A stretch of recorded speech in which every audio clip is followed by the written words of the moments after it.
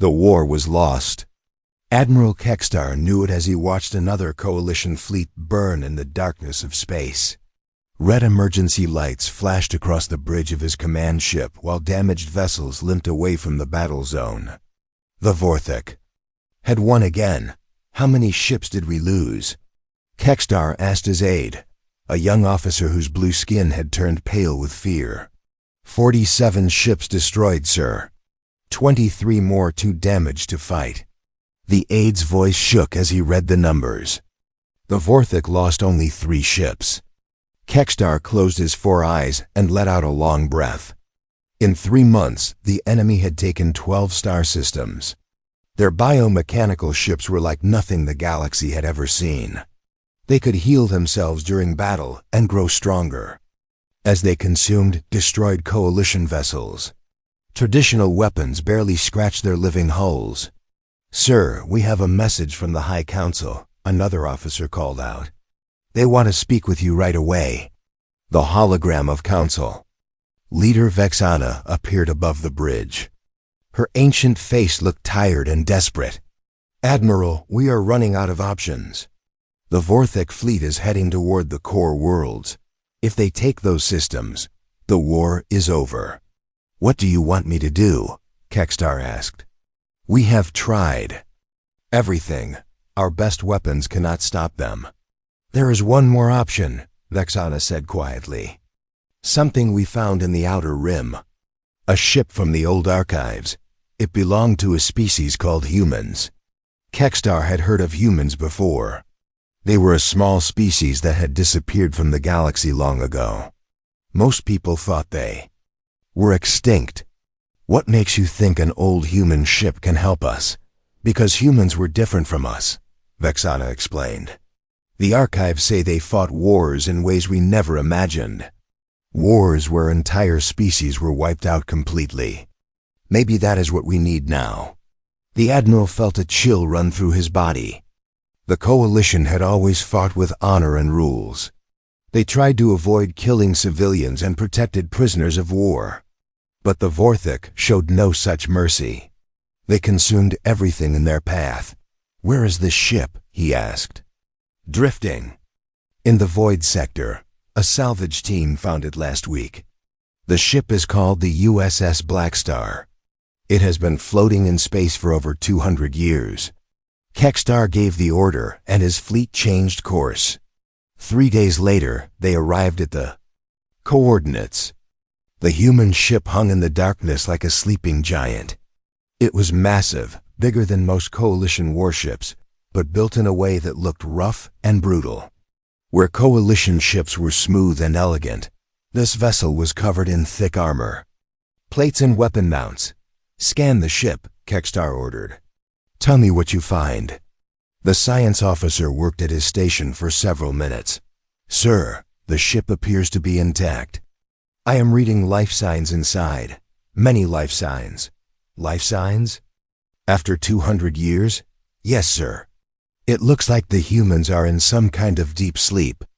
The ship's systems are running on minimum power, but everything is still working." Kextar stared at the ancient vessel. "Send a boarding team. I want to know what we are dealing with."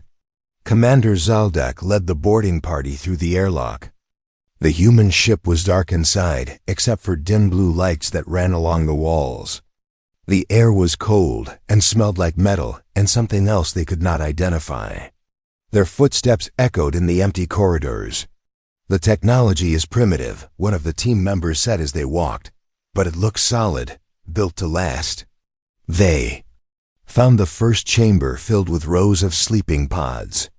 Through the clear covers, they could see the humans inside. They looked peaceful, as if they were just taking a nap. But there was something about their faces that made Zoldyck nervous.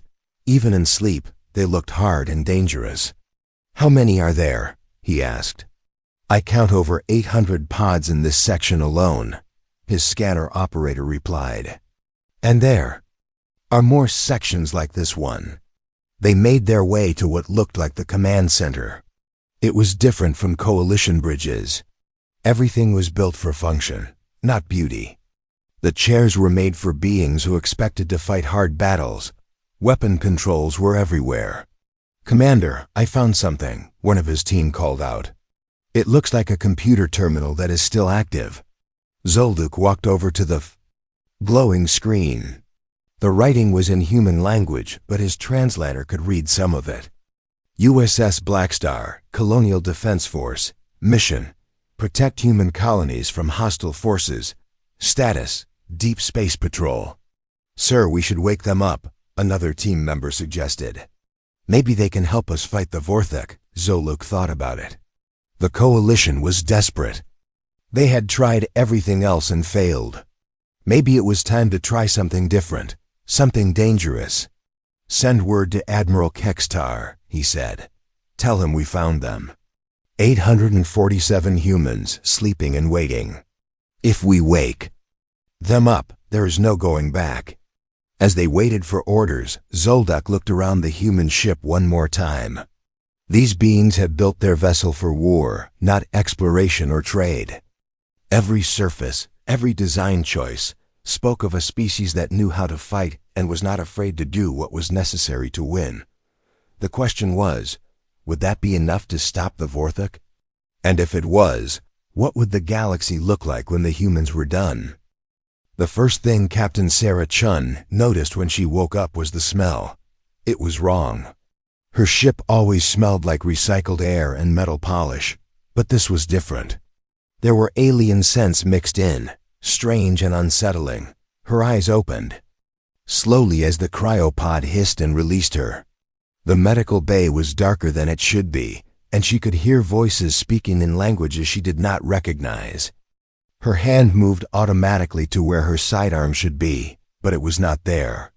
"Captain Chun, please remain calm," a voice said in accented English. "You are safe." Sarah sat up carefully, her muscles stiff from the long sleep. Standing near her pod was something that looked like a tall, thin person, but its skin was blue and it had 4 eyes. Next to it stood another creature that was shorter and covered in what looked like gray fur. "What the hell are you?" she asked, her voice rough from the cryo-sleep. "I am Admiral Kekstar of the Galactic Coalition," the blue alien said. "This is Dr. Millen. We found your ship drifting in space. You have been asleep for 212 years. Sarah stared at them. 200 years? That's impossible. We were only supposed to be out for 6 months. We were patrolling the outer colonies, looking for the rebels who attacked New Texas."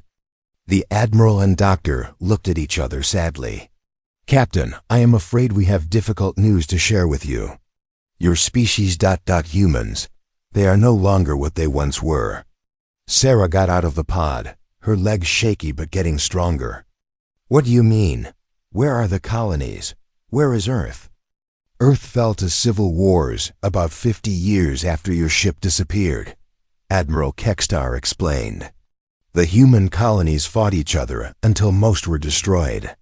The survivors scattered across the galaxy. Most humans today live as traders or workers on alien worlds. They are considered a minor species."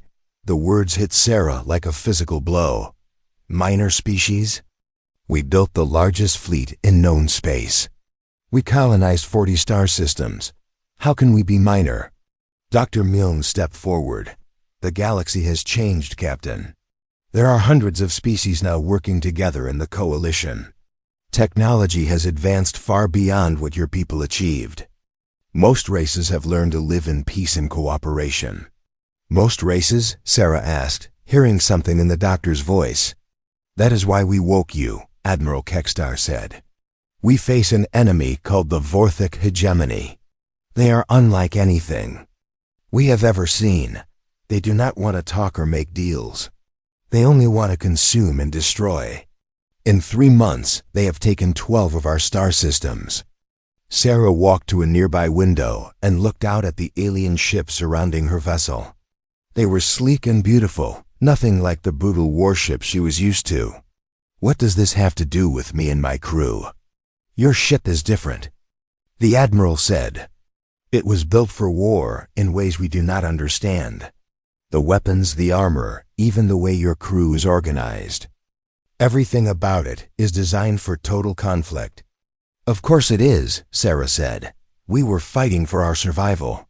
The rebel colonies had weapons that could crack planets. We had to be ready for anything. The aliens looked shocked. Crack planets? Dr. Milne whispered. Standard siege tactics, Sarah said with a shrug. If you cannot take a world, you make it useless to the enemy. We developed kinetic bombardment systems that could shatter continents. Nuclear mines that could contaminate systems for centuries. Virus bombs that could wipe out all life on a planet. Admiral Kextar stepped back. But the civilians... What about them? Sarah asked. In war, everyone is a target. The rebels taught us that when they hit the civilian transports at Kepler Station, 2 million people died in 30 seconds. After that, we stopped playing nice. The room was quiet for a long moment. Finally, Admiral Kextar spoke again. This is exactly why we need you. The Vorthek do not follow the rules of war that we know. They eat entire populations. They turn captured ships into more of their own vessels. Our weapons barely hurt them because we designed them for civilized warfare. Sarah laughed, but it was not a happy sound. Civilized warfare. That is your problem right there. War is not civilized. War is about killing the other guy before he kills you. It is about making the enemy so afraid that they never want to fight you again. Will you help us? The Admiral asked. Sarah looked at the alien ships again. They were pretty and advanced, but they looked fragile. Like toys built by people who had never faced real danger. What happened to the rest of my crew? They are still in cryo-sleep. We wanted to speak with you first. Wake them all up, Sarah ordered. And I want to see everything you have on these. Vorthek, ship designs, battle reports, tactical analysis. Everything. You will help us then? Sarah turned to face the aliens. Admiral, you woke up 800 humans who have been trained to fight wars of extinction. We lost our home, our colonies, our entire civilization while we were sleeping. We have nothing left to lose, and nowhere else to go. She walked toward the door, then stopped and looked back. But understand this. If we fight for you, we fight our way. No rules of engagement, no protection for enemy civilians, no mercy for anyone who threatens what we are protecting. If you cannot accept that, put us back to sleep and find another solution. Admiral Kextar watched the human captain leave. She was smaller than most coalition officers, but there was something about her that made his skin crawl. It was like looking at a predator that had been sleeping for too long. Doctor, he said quietly, what have we done? Dr. Milne was reading from his medical scanner. The human's brain patterns are unlike anything I have seen. The neural pathways associated with violence and tactical thinking are far more developed than in any modern species. It is as if they evolved specifically for warfare. Can they defeat the Vorthek? I do not know, the doctor replied. But I am beginning to think the Vorthek might not be the most dangerous thing in this galaxy anymore. Captain Sarah Chun stood on the bridge of the USS Blackstar and watched her crew work. It had been 3 days since they woke up, and her people were already making the alien observers nervous. The coalition officers who stayed to watch kept whispering to each other whenever her crew laughed at something or made jokes about weapon modifications. Captain, we have finished reviewing the Vorthek battle data, reported Lieutenant Commander Marcus Webb, her tactical officer. These aliens fight like amateurs. Show me, Sarah said. The main screen lit up with recordings from recent battles. Sarah watched coalition ships firing energy beams at long range, while the Vorthak vessels slowly closed the distance. When the enemy got close enough, their biomechanical ships would latch onto coalition vessels and begin consuming them. They fight like it is a dance, Webb continued. Long range, careful movements, trying not to damage civilian areas nearby. No wonder they are losing. Admiral Kextar, who had been standing quietly in the corner, stepped forward. Captain, We follow the Galactic War conventions. We do not target civilian populations or use weapons of mass destruction. Sarah turned to look at him. Admiral, show me where Vesha Prime is on the map. The star chart appeared on screen. Vesha Prime was a coalition world currently under siege by a large Vorthak fleet. The planet held 8 billion people. How long have they been under attack? Sarah asked. 14 days, Kekstar replied. We have sent 3 relief fleets, but the Vorthak ships are too strong. We estimate the planet will fall within a week. Sarah studied the tactical display. 47 Vorthak vessels surrounded the planet while a small coalition defense force tried to hold them off. It was a standard siege, exactly the kind of situation her crew had trained for during the colonial wars. We are going to break that. Siege, Sarah announced. Captain, with respect, your ship is powerful, but it is only one vessel, Admiral Kekstar said. The Vorthak have an entire fleet. Admiral, you are about to learn why humans were feared before we disappeared, Sarah said. She turned to her crew. All hands, prepare for combat jump. Target, Vesha Prime System. Time to arrival, 6 hours. The coalition officers looked confused. Captain, we need to plan this carefully. We should gather more ships, study their positions, coordinate with the defense fleet. Sarah ignored them. Webb, what is our missile inventory? Full load, Captain. 200 nuclear torpedoes, 500 kinetic penetrators, and 50 planet crackers. Admiral Kekstar went pale. Planet crackers? You cannot be serious. Just insurance, Sarah said with a cold smile. Helm, take us out. Jump coordinates locked in. The USS Blackstar disappeared from Coalition space in a flash of light. 6 hours later, it dropped out of hyperspace directly in the middle of the Vorthak siege fleet. The aliens were so surprised that for 10 seconds, nobody moved. All weapons, open fire, Sarah ordered. What happened next would be talked about in the galaxy for years to come. The Blackstar did not engage in the careful long-range combat that everyone expected. Instead, it charged straight into the enemy. Formation like an angry beast. Nuclear torpedoes streaked out in all directions, detonating against Vorthak hulls with blinding flashes. The biomechanical ships, which had seemed unstoppable against energy weapons, began to burn and die under the raw destructive power of human atomics. Kinetic penetrators followed, massive tungsten rods moving at incredible speed that punched through alien armor like it was paper. Captain, 3 enemy ships are trying to board us, Webb reported. Let them come, Sarah said. Deploy boarding countermeasures. The Vorthak had never faced human boarding defenses.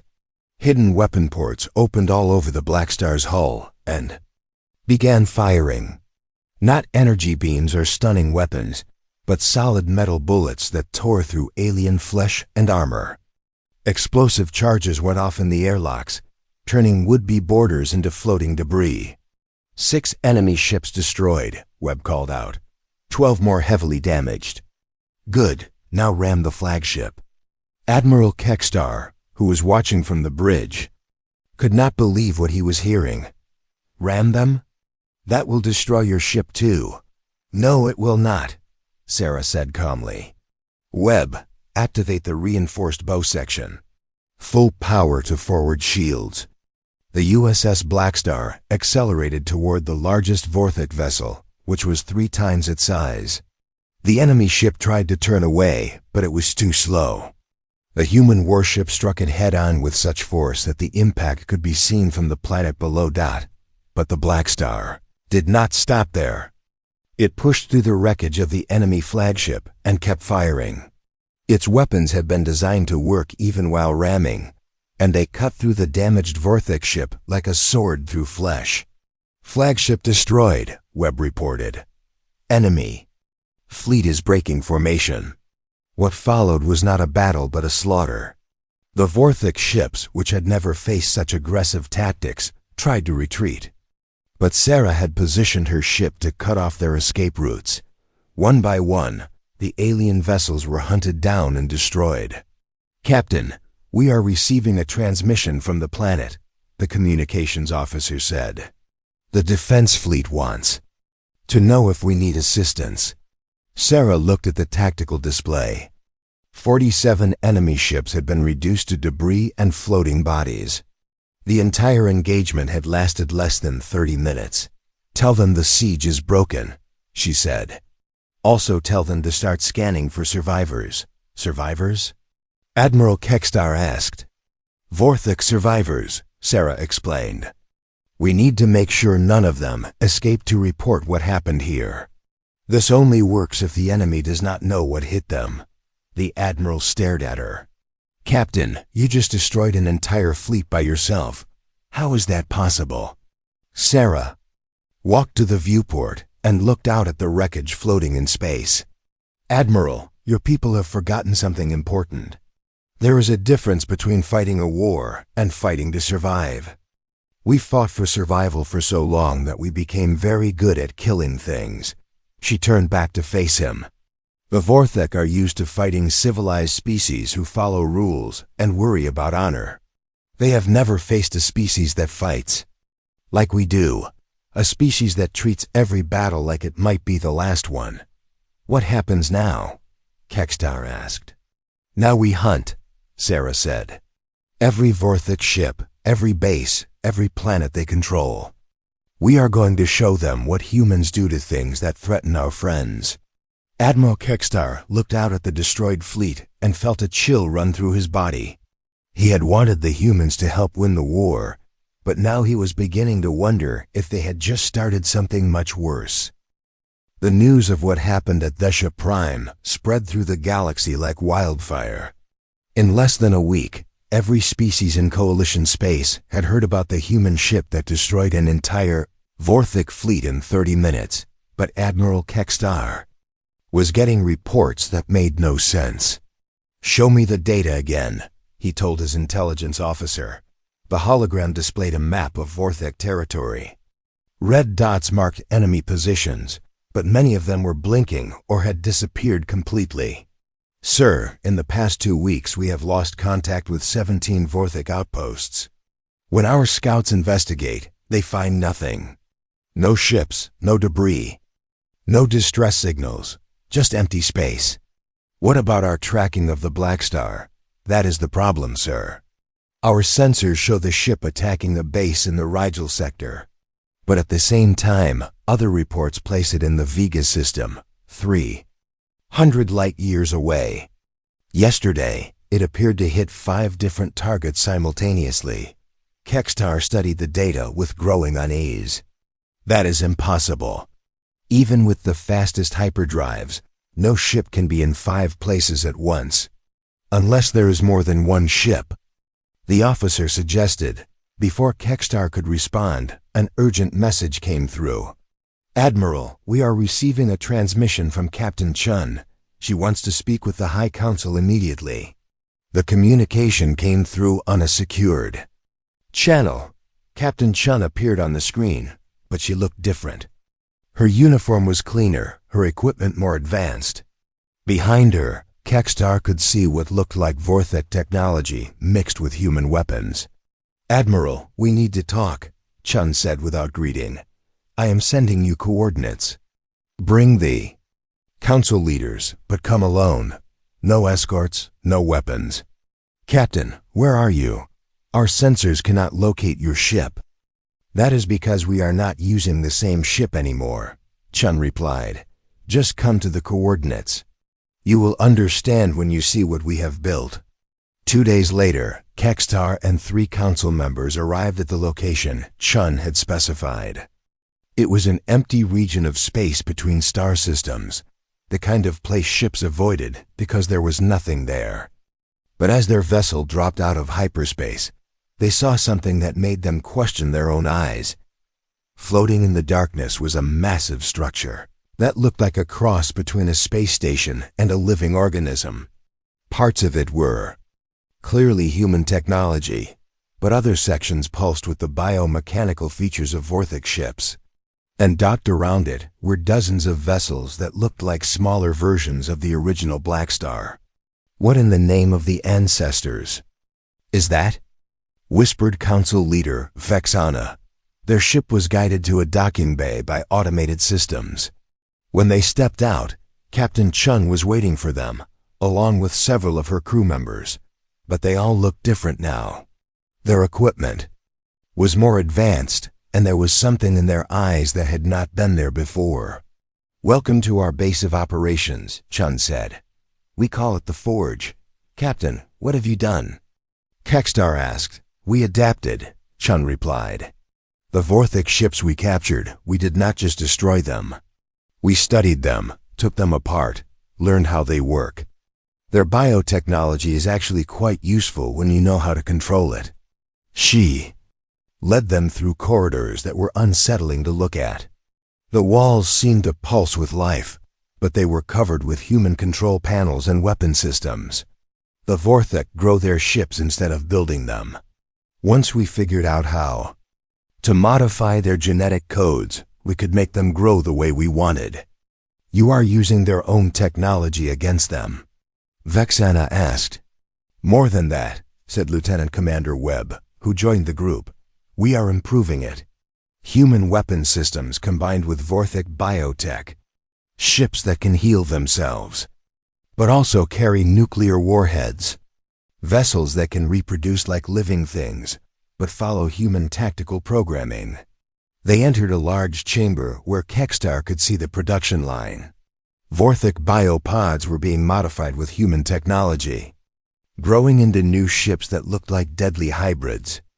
Workers in protective suits moved between the growing vessels, installing weapon systems and control interfaces. "How many ships have you created?" Kextar asked. 47 so far," Chun replied. "Each one is commanded by a team of my people, and can operate independently. They are faster than the original Blackstar, harder to detect, and much more deadly." "The attacks we have been hearing about," Vexana said slowly. "Your ships are hitting Vorthic positions all across their territory."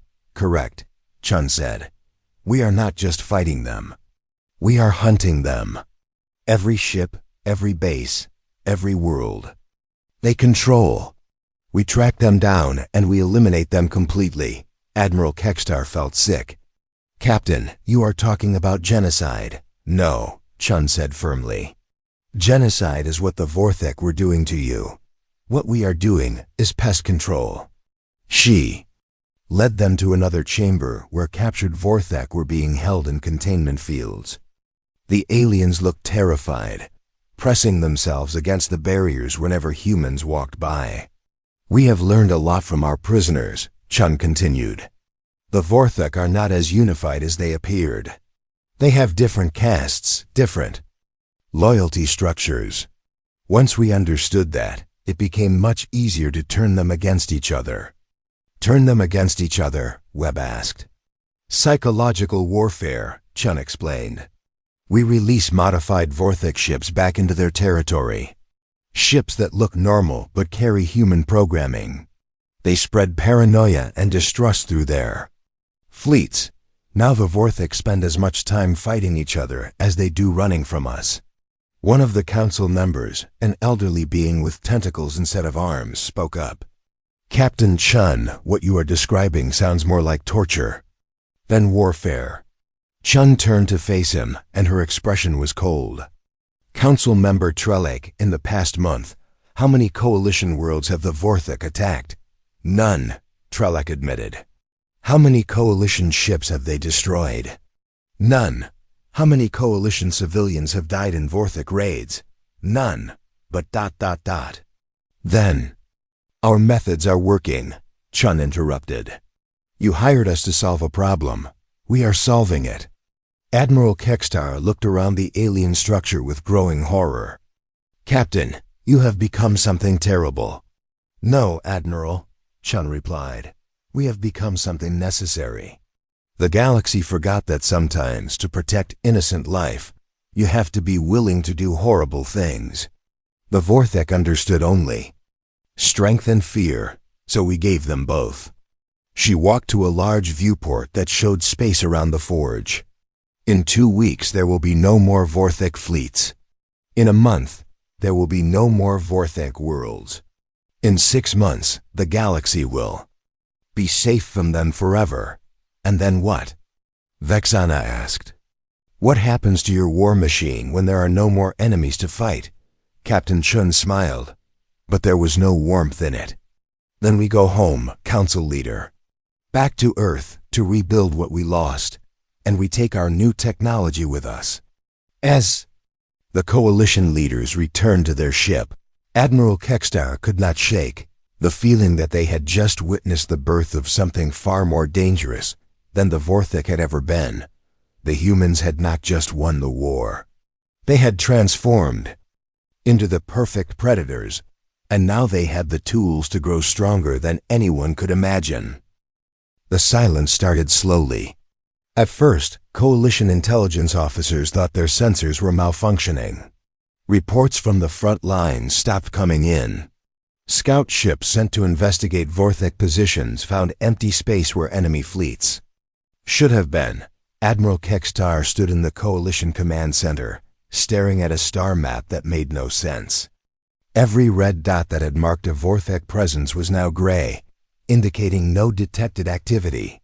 When was the last confirmed Vorthek sighting? He asked his intelligence chief. 47 days ago, sir. A single ship fleeing through the outer rim. It disappeared into deep space and has not been seen since. What about their home worlds, the planets they conquered? Empty, sir. Our long-range scans show the planets are still there, but there are no energy signatures, no communications, no movement of any kind. Kextar felt a chill run down his spine. Send a fleet to investigate the Vorthek home system. I want to know what happened there. 3 days later, the investigation fleet returned with data that left the entire coalition leadership speechless. The Vorthek home system contained 5 planets that had once held billions of the biomechanical aliens. Now the worlds were completely lifeless. Not destroyed, not bombed into rubble, but simply empty, as if every living thing had just vanished. There are no bodies, the fleet commander reported. No debris, no signs of battle. The cities are intact, the infrastructure is undamaged, but there is nothing alive. Not even bacteria. Council Leader Vexana reviewed the reports with growing unease. How do you make an entire species disappear without leaving any trace? You would have to ask Captain Chun, Admiral Kextar replied. But I am not sure I want to know the answer.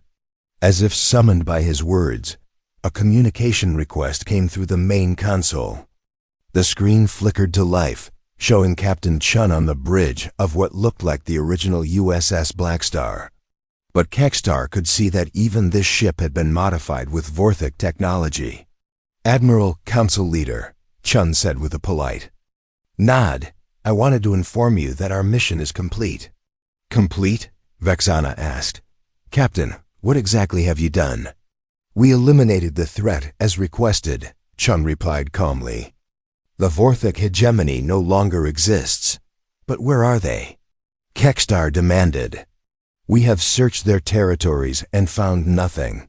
No bodies, no wreckage, nothing. Chun's expression remained neutral. What did you expect to find, Admiral? Evidence. Proof of what happened to them. Why would you need proof of something that never existed? Chun asked. The words hung in the air like a physical weight. Vexana leaned forward. Captain, what do you mean, never existed? I mean exactly that, Chun said. Check your historical databases, search your archives. Look for any reference to something called the Vorthek hegemony. With growing dread, Admiral Kextar accessed the Coalition's central database. He searched for Vorthek, for the war records, for the battle reports he had filed himself. The computer returned the same message every time, no results found. This is impossible, he whispered. The war lasted months. Thousands of my people died fighting them. Did they? Chun asked. Can you prove that? Do you have any evidence that this war ever happened? Kextar frantically searched through his personal files, his communication logs, his official reports. Everything related to the Vorthik had simply vanished. Even his own memories were starting to feel uncertain, like trying to remember a half-forgotten dream. "What have you done?" Vexana asked, her voice barely a whisper. "We solved your problem," Chun said.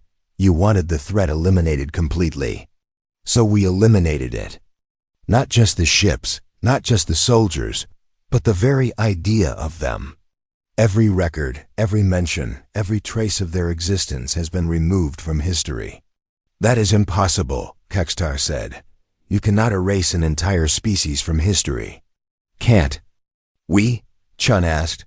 "We captured their biotechnology, remember? Including their data storage systems and communication networks. Every bit of information they ever recorded. Every memory they ever shared through their collective consciousness. We didn't just destroy their bodies, Admiral. We destroyed their legacy." The implications hit Kextar like a physical blow. "You wiped them from the historical record. Made it so they never existed. More than that," Chun continued. "We used their own biotechnology to create a selective virus. Something that targets the specific neural pathways associated with memories of them. Anyone who had direct contact with the Vorthik will find those memories fading over the next few weeks. Including us," Vexana realized. "Including you," Chun confirmed. "In a month, you will remember that there was some kind of threat that required our assistance, but you will not remember what that threat was. The galaxy will return to normal, and no one will ever know that the Vorthak existed." Admiral Kextar felt his legs go weak. "Captain, that is horrifying. You have committed the ultimate genocide. You have erased an entire species not just from existence, but from memory." "We have ensured that this threat can never return," Chun said. Firmly. "Not their children, not their descendants, not even their ideas. They are gone in every way that matters. And now?" Vexana asked. "What happens to you and your fleet?" "Now we go home," Chun said. "Back to Earth, to rebuild what we lost while we were sleeping. The galaxy is safe now. You will never need to fear the Vorthik again, because as far as reality is concerned, they never existed." The communication ended, leaving the coalition leaders staring at a blank screen. Within hours, reports began coming in from across the galaxy. Human ships were leaving their positions and heading toward the outer rim, toward the coordinates of a small forgotten world called Earth. "Admiral," his aide said quietly, "I have been reviewing our recent mission reports. There are references to some kind of military operation, but I cannot find any details about what we were fighting." Kextar tried to remember, but the memories were already becoming fuzzy. There had been an enemy, he was sure of that. Something dangerous that had threatened the coalition, but what had it been? The harder he tried to remember, the more the details slipped away. "It does not matter," he said finally. "Whatever it was, it is over now." As the human fleet disappeared into hyperspace, carrying with them their hybrid ships and terrible weapons, the galaxy settled back into peace. The coalition worlds resumed their normal activities, their citizens going about their daily lives without fear. But in the deep corners of space, where the last traces of Vorthak presence had once existed, there was only empty darkness. And in the archives of a dozen species, there were gaps in the historical record that no one could explain. Missing entries, deleted files, blank spaces where something important had once been recorded, that's something that no one could remember, because it had never happened at all. The humans had not just won the war. They had erased it from existence, taking with them the terrible knowledge of what they were capable of doing to protect the things they cared about. And as their ships traveled toward home, the galaxy remained peaceful and ignorant of the monsters that had briefly walked among them, because monsters, after all, exist only in the memories of those who survive to tell the tale. And in this case, there was no tale to tell.